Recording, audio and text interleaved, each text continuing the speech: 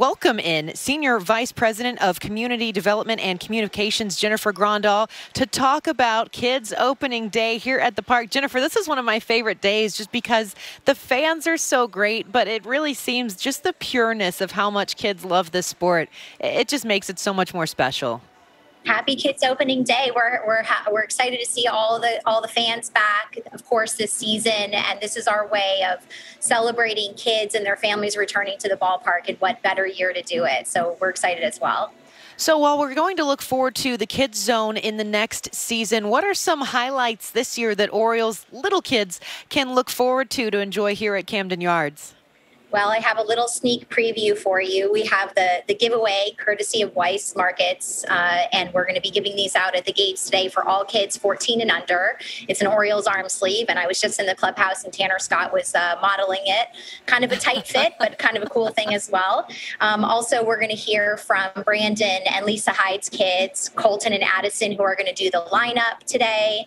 And our kids from O'Donnell Heights Boys and Girls Clubs are going to be throwing out the relay ceremonial first pitch, so that'll be cool. And then we have 13-year-old Kelsey Dodd, who will be singing the national anthem, and we're excited to hear her performance. She's an aspiring Broadway star, so it really is all about the kids today.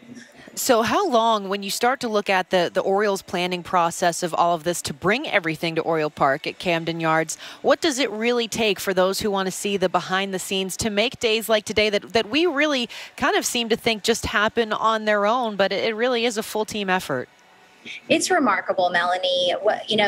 We are a baseball team, but more than that, our whole entire organization is a team. And it's every department coming together, from our operations department to our medical department to all of our messaging departments that, just work hand in hand to pull this off. And what's most important to us is that the fans have a fun experience and a safe experience. And as you know, we've been at the forefront ever since we closed our offices and facilities in both Baltimore and Sarasota well over a year ago, of taking a conservative approach and putting safety first. And to do that, it really is countless hours of logistical coordination and making sure that we have all the I's dotted and T's crossed. So kudos really to this team for pulling this off, and our fans for doing their part as well.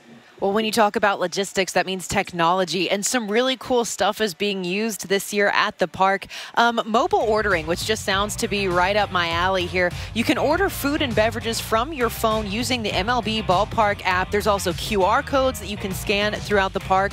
Reverse ATM machines, because this is a cashless ballpark this year in the interest of keeping everyone safe. Well, this is a new thing. You can put cash into a machine. It will load it onto a card and then hand you the card, which you can use throughout the ballpark on whatever it is that happens to catch your eye. And of course, the bird's nest as well. Interact with the Oriole bird hanging out on the center field roof deck. He's there cheering on the fans all game, but he wants to see the fans as well. And you can get those time slots at Orioles.com/bird.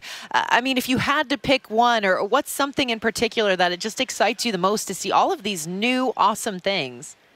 I think that really the pandemic has allowed us to try some new technological things this season. So that's I think the silver lining. And I do think the mobile ordering, people are clearly very used to mobile ordering now, and to be able to do that and to just walk right up to the concession stand and know that your food is there and ready for you. The cashless feature, that's a lot of other ballparks have been doing that for quite some time. And we are doing cashless at every point of sale. So from parking to concessions and then digital ticketing. And I know that that's taken a little bit of adjustment, but I think this is the time to make some changes that we might see in the future as well.